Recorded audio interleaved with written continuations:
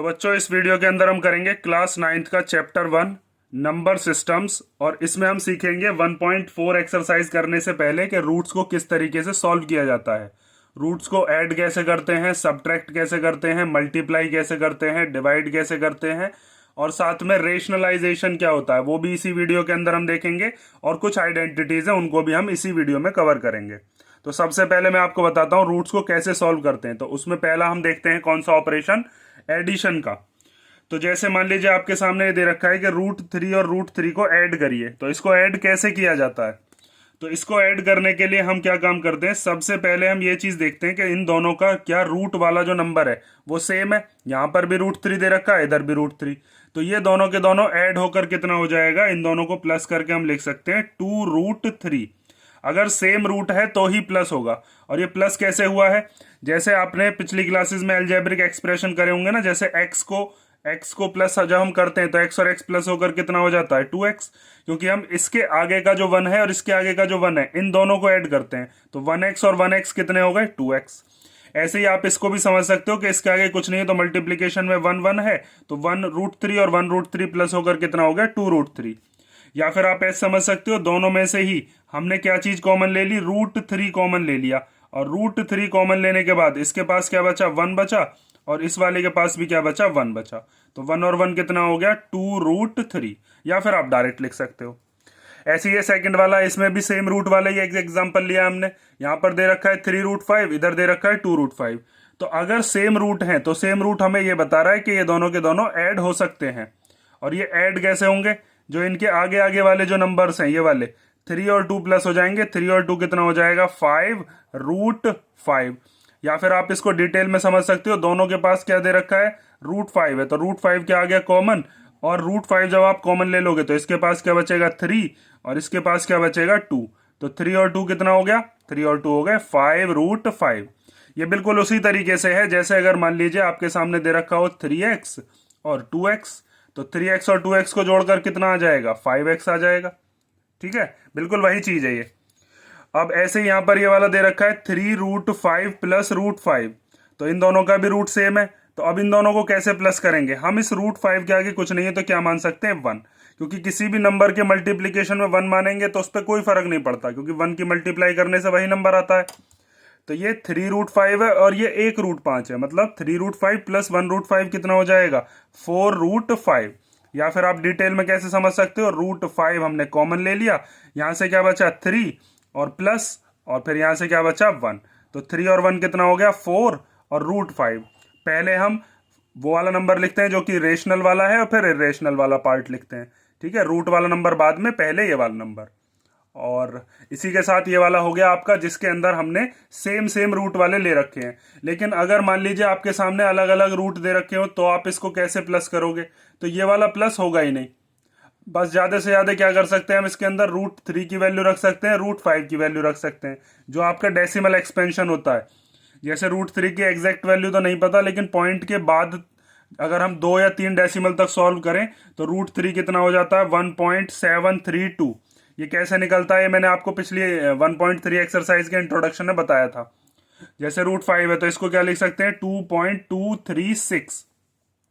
इनको तो ऐड कर सकते हैं, लेकिन √3 की एग्जैक्ट वैल्यू जो वो तो नॉन टर्मिनेटिंग नॉन रिपीटिंग आएगा, वो नंबर तो कभी भी खत्म नहीं होगा।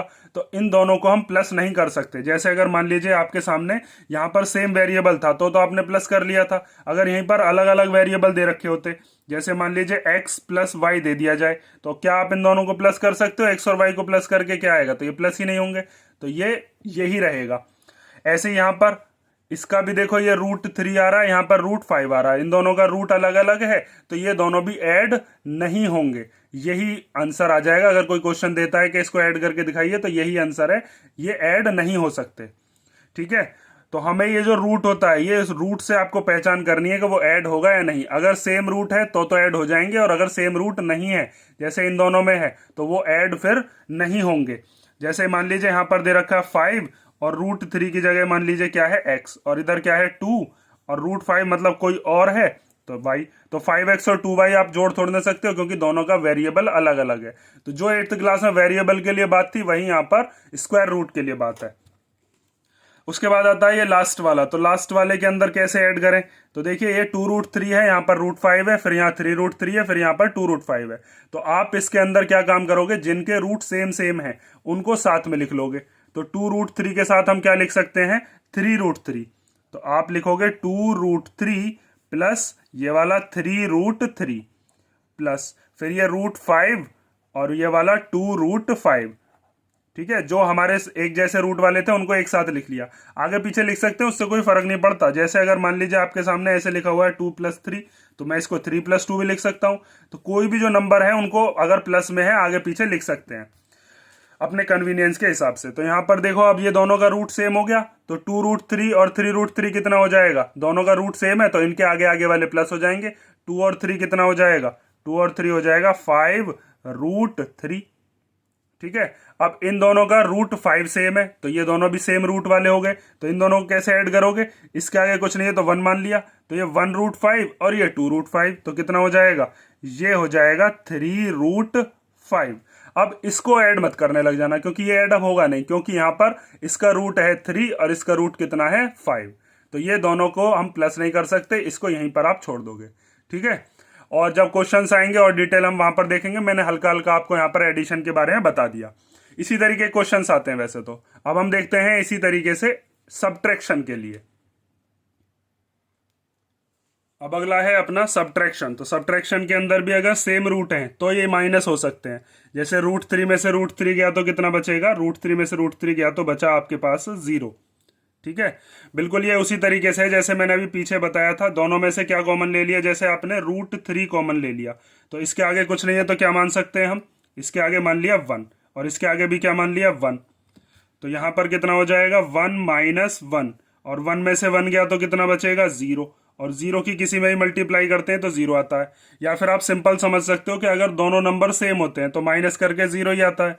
जैसे अगर मान लीजिए आपके सामने 3 - 3 दे रखा है तो कितना आएगा 0, 4 - 4 दे रखा है तो भी 0, a - a दे रखा है तो भी 0। ठीक है, तो जब भी सेम आइडेंटिटी हो, एक प्लस की हो और एक माइनस की हो, तो वो कैंसिल होकर मतलब सब्ट्रैक्ट होकर कितना बचता है, 0 बचता है।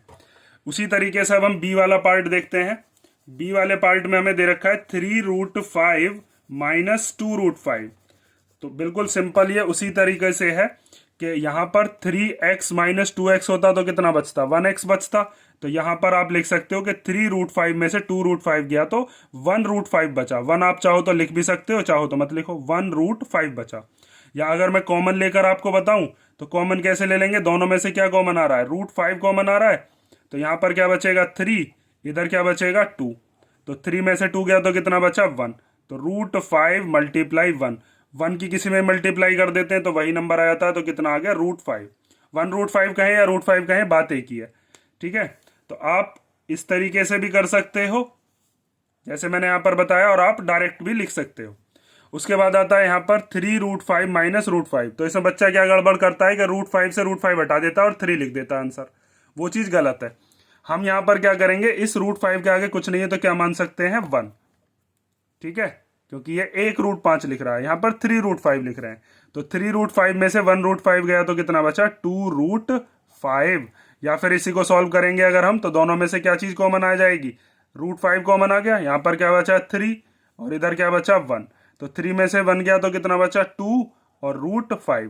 पहले नंबर लिख लेते हैं जो आपका बिना रूट वाला है, फिर रूट वाला लिख देते हैं। ठीक है, तो इस तरीके से आप सब्ट्रैक्शन को भी सॉल्व कर सकते हो। उसके बाद आता है √3 - √5। अब देखो ये दोनों के दोनों रूट सेम नहीं है, तो जब रूट सेम नहीं है तो ये सॉल्व नहीं होगा, यही आंसर है। मतलब क्वेश्चन अगर इस तरीके का आता है तो आप इसको सॉल्व नहीं करोगे, यहीं छोड़ दोगे। बस ज्यादा से ज्यादा क्या है, √3 की वैल्यू या √5 की वैल्यू रख के अगर सॉल्व कराने की कहता है तो आप वैल्यूज को रख सकते हो बस। ऐसे ही ये वाला, ये भी माइनस नहीं करोगे आप कभी। 5√3 में से 2√5 माइनस करने लग जाओगे, 5 में से 2 माइनस कर दिया और √3 में से √5, ये सॉल्व नहीं होगा, ये ऐसे ही रहेगा, क्योंकि दोनों के रूट जो हैं वो अलग अलग हैं। जैसे अभी मैंने बताया था आपको कि अगर मान लीजिए ऐसे होता कि 5x - 2y, तो आप इसको सॉल्व नहीं कर पाते, तो ऐसे इसको भी आप सॉल्व नहीं करोगे, यही इसका फाइनल है। अब बात आती है इस वाले को कैसे सॉल्व करें, क्योंकि ऐसे भी नंबर्स आपके सामने आएंगे। तो इसको सॉल्व करने के लिए आपको क्या करना है, पहले जो माइनस है इस माइनस को अंदर लेकर जाना है। माइनस जो होता है वो राइट हैंड की तरफ ही चल सकता है, बस इधर। तो इसको तो ऐसे ही लिख लेंगे 2√3 + √5 माइनस अंदर जाएगा तो ये 3√3 कैसा हो जाएगा, माइनस का। फिर ये माइनस इस प्लस से मिलकर कैसा हो गया, माइनस का 2√5। अब जो सेम रूट वाले हैं उनको साथ में लिखो, तो ये 2√3 और इसके पास आ जाएगा ये 3√3 कैसा, माइनस का, तो -3√3। फिर यहाँ पर कितना है, ये √5 और -2√5, ये माइनस का 2√5। जो भी नंबर होता है उसके आगे वाला जो होता है वो उसी का साइन होता है, उसके साथ ही चलता है। जैसे 3√3 के आगे जो साइन था वो कैसा था, माइनस, तो वो उसके साथ ही आएगा। अब ये दोनों √3 वाले हमने एक साथ लिख दिए, दोनों √5 वाले एक साथ लिख दिए। तो अब इनको सॉल्व कैसे करेंगे, ये 2√3 और 3√3, ये प्लस का ये माइनस का, तो प्लस माइनस क्या होते हैं, प्लस माइनस होते हैं माइनस। तो 3 में से 2 गया तो कितना बचेगा, 1। और साइन देखते हैं बड़े वाले टर्म का, तो बड़ी वाली क्या है 3, उसके आगे का साइन, और दोनों में √3 है तो √3 लगा देंगे। या फिर आप इस चीज़ को ऐसे भी समझ सकते हो कि दोनों में से हमने क्या चीज़ कॉमन ले ली होगी, √3 कॉमन ले लिया होगा। यहाँ पर क्या बचा होगा 2, और यहाँ पर क्या बचा होगा, माइनस का 3। तो 2 में से 3 गया तो कितना बचा, -1, और ये वाला √3। तो ये यहाँ पर मैंने लिख दिया -1√3। उसके बाद आता है इधर प्लस का √5 और माइनस का 2√5। तो यहाँ पर इसके आगे कुछ नहीं है तो क्या मान सकते हैं हम, 1। तो ये दोनों का सेम रूट है तो ये दोनों भी सॉल्व हो सकते हैं। तो प्लस का ये है, माइनस का ये, तो प्लस माइनस क्या होते हैं, माइनस। तो जब आप 2 में से 1 को माइनस करोगे तो कितना आएगा, 1। ठीक है, और वो भी कैसा, √5 वाला। माइनस का आएगा या प्लस का, तो 2 बड़ा होता है उसके आगे का साइन लगा दो। या फिर आप इसको ऐसे डिटेल में समझ लो, जैसे आपको इन दोनों में से क्या चीज़ कॉमन लेनी है, √5 कॉमन आ गया। यहाँ पर क्या बचेगा, इसके पास बचा 1 और इसके पास क्या बचा, ये वाला 2। तो 1 में से 2 गया तो कितना बचा, -1 और ये वाला √5। ऐसे हमने लिख दिया। ठीक है, 1 को आप चाहो तो हटा भी सकते हो, तो आप इसको डायरेक्ट क्या लिख सकते हो, माइनस का √3 और माइनस का √5। एक ही बात है, इसके आगे 1 लिखें या नहीं लिखें। भाई किसी भी नंबर के मल्टीप्लीकेशन में 1 तो होता ही है। जैसे मान लीजिए आपके सामने 15 लिख रहा है, तो इसके मल्टीप्लाई में तो 1 है ही, तब भी तो ये 15 ही है। मल्टीप्लीकेशन में 1 लिखेंगे तो भी 15 ही माना जाएगा ये। तो मल्टीप्लाई का 1 लिखो या मत लिखो, एक ही बात है। तो ये इस तरीके से सॉल्व होते हैं कौन से, आपके सब्ट्रैक्शन वाले। अब हम देखते हैं मल्टीप्लीकेशन वाले, और फिर मैं आपको बताऊंगा डिवाइड वाले। तो मल्टीप्लीकेशन में जैसे यहाँ पर दे रखा है आपको, वही वाले नंबर हमने ले लिए कि √3 की मल्टीप्लीकेशन √3 में करनी है। तो √3 की √3 में मल्टीप्लाई करके 3 आ जाता है। देखो ये एक प्रॉपर्टी भी होती है जो मैं आपको आगे समझाऊंगा कि अगर दोनों के दोनों सेम रूट होते हो तो वहां पर आप क्या काम करोगे, एक ही नंबर को लिख दोगे बस। जैसे √3 की √3 में मल्टीप्लाई करके 3 आता है। डिटेल्स में आपको अभी आगे बताऊंगा, पहले यहाँ पर देखो, इसको हम √3 इंटू √3 को क्या लिख सकते हैं, ऐसे लिख सकते हैं 3 इंटू 3, और 3 इंटू 3 क्या होता है, 9। ठीक है, तो आप क्या काम कर सकते हो कि जब आपके सामने सेम रूट हो, सेम रूट होने पर मतलब सेम नंबर होने पर, सेम पेयर होने पर, उन दोनों पेयर में से एक नंबर को बाहर निकाल लेते हैं। ये चीज आपने 8th में भी सीखी है कि अगर स्क्वायर रूट के अंदर सेम नंबर दे रखे हो जिनका जोड़ा बन जाए तो उनमें से एक बाहर आ जाता है। और आपको पता भी होगा 9 जो है वो किसका स्क्वायर रूट होता है, 9 3 का स्क्वायर रूट होता है। ठीक है, अब इसी चीज को जब मैं प्रॉपर्टी से आपको बताऊंगा तो इसको कैसे समझते हैं हम। जैसे 3 √3 दे रखा है, तो अंडर रूट का मतलब होता है कि इसकी पावर कितनी है, 1/2। और यहां पर भी अंडर रूट दे रखा है तो इसकी भी पावर कितनी होगी, 1/2। तो जब नीचे वाला बेस सेम होता है और बीच में मल्टीप्लाई हो तो पावर्स क्या होती हैं, प्लस। ये चीज हमने छोटी क्लासेस में पीछे पढ़ी हुई है कि अगर मान लीजिए a की पावर m है और a की ही पावर n है, मतलब अगर नीचे वाला बेस सेम है तो पावर्स क्या हो जाती हैं, अगर बीच में मल्टीप्लीकेशन है तो पावर हो जाती है ऐड, मतलब कि a की पावर हो जाती है m प्लस n। तो यहां पर आप क्या काम करते हो, 1/2 और 1/2 को प्लस करते हो। 1/2 का मतलब आधा और 1/2 का मतलब भी आधा, तो आधा और आधा कितना हो गया, 1। तो हम लिख सकते हैं ये हो गई 3 की पावर 1, मतलब कि 3। तो इसका मतलब ये है कि जब भी आपके सामने ऐसे दो बिल्कुल सेम नंबर दे रखे हो, √3 इंटू √3 3 लिख दो, √4 इंटू 4 √4 4 लिख दो, √5 इंटू √5 5 लिख दो। ठीक है, या फिर आप डिटेल में अगर समझना चाहो तो डिटेल मैंने आपको यहां पर बताई दी है।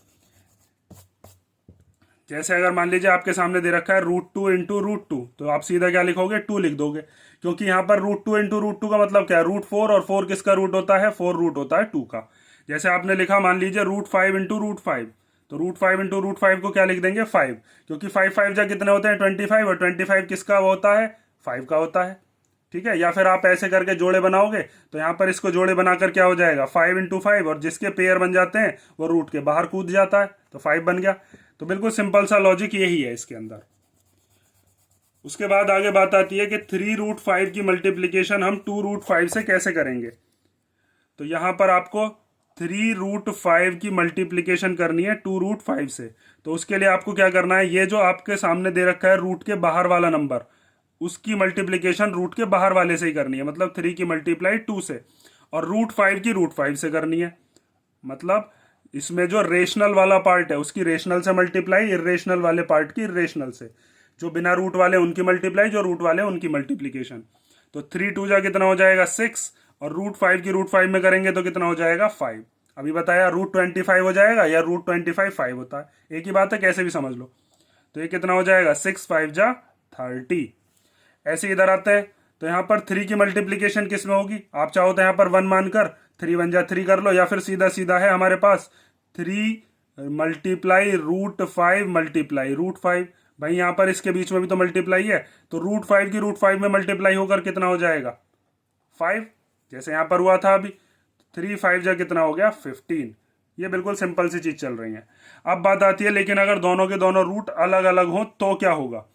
तो जब दोनों रूट अलग थे तो ऐड तो हो नहीं पा रहा था, यहाँ पर मैंने आपको बताया, ना ही ये सब्ट्रैक्ट हो रहे थे, लेकिन मल्टीप्लीकेशन हो जाती है। ये एक प्रॉपर्टी भी है, आगे हम अभी बताएंगे इसको।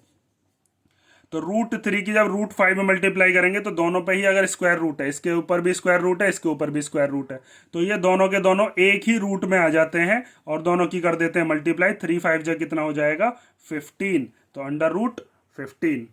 समझ गए ना। अब आगे देखो, जैसे इसकी मल्टीप्लीकेशन करनी है तो 5 की मल्टीप्लाई तो होगी 2 में, जो लॉजिक आपने यहाँ पर लगाया था। 5 की मल्टीप्लाई 2 में और √3 की मल्टीप्लाई √5 में, यहाँ पर हो जाती है मल्टीप्लीकेशन हो जाती है, एडिशन और सब्ट्रैक्शन नहीं हो पाते। तो 5 2 जा कितना हो जाएगा 10, और √3 की जब √5 में मल्टीप्लीकेशन करेंगे तो कितना हो जाएगा 3 × 5, एक ही रूट में आ जाएगा, तो ये हो जाएगा 10√15। समझ गए ना। अब आगे बात आती है कि अगर इस तरीके का नंबर दे रखा हो 2√3 + √5 और इसकी मल्टीप्लीकेशन करनी है 3√3 + 2√5 में, तो कैसे मल्टीप्लाई करेंगे। यहाँ बीच में जहां मैंने प्लस लगाया माइनस भी हो सकते हैं, दोनों जगह माइनस हो, दोनों जगह प्लस हो, या एक जगह प्लस हो एक जगह माइनस हो, एक जगह माइनस हो एक जगह प्लस हो, लॉजिक सेम ही लगाना है। अगर ये सारे के सारे नंबर अलग अलग हैं, जैसे ये 2√3 है, ये √5 है, या 3√3 है, 2√5 है, तो ये वाला तरीका लगाएंगे, वरना आपके पास आइडेंटिटीज भी होती हैं, वो हम अभी जब प्रॉपर्टीज सीखेंगे वहां पर भी मैं आपको बताऊंगा। तो इसमें बिल्कुल वही लॉजिक है जो आपने 8th क्लास में लगाया था, कि जब आपके सामने मान लीजिए ऐसा नंबर दे रखा है a + b और इसकी मल्टीप्लाई करनी है c + d में, तो आप कैसे करते थे, पहले a के मल्टीप्लीकेशन में लिखते थे इस वाले पूरे ब्रैकेट को, c + d को, फिर प्लस b के मल्टीप्लीकेशन में भी इसी ब्रैकेट को लिखते थे, किसको, c + d को, फिर a की मल्टीप्लाई c में ac, a की मल्टीप्लाई d में ad, फिर b की मल्टीप्लाई c में bc, और फिर b की ही मल्टीप्लाई d में bd। बस यही लॉजिक आपको यहां पर भी लगाना है। तो पहला नंबर क्या है अपना 2√3, तो 2√3 की मल्टीप्लाई इस पूरे ब्रैकेट में 3√3 + 2√5 में, और फिर दूसरा वाला नंबर क्या है यहाँ पर √5, पहले इसकी मल्टीप्लीकेशन और फिर इसकी मल्टीप्लीकेशन, उल्टा भी कर सकते हो, 3√3 + 2√5। आप उल्टा भी लिख सकते हो, मतलब कैसे, पहले 3√3 के मल्टीप्लाई में ये पूरा ब्रैकेट और फिर 2√5 के मल्टीप्लाई में ये पूरा ब्रैकेट, तब भी वही बात बनेगी। अब इसकी मल्टीप्लीकेशन कैसे की जाए, ध्यान से देखते रहना इसको। तो पहले 2√3 की मल्टीप्लाई 3√3 में, तो यहां पर आप लिखोगे 2√3 मल्टीप्लाई 3√3, इसकी इसमें हो गई, इस वाले नंबर की इसमें मल्टीप्लीकेशन हो गई, मतलब अभी करूंगा मैं। फिर क्या है यहां पर बीच में प्लस, फिर इस 2√3 की ही मल्टीप्लाई इस 2√5 में, तो आप लिखोगे 2√3 मल्टीप्लाई 2√5। इनको ब्रैकेट में लेकर चल रहा हूं मैं ताकि ये मिक्स ना हो जाए।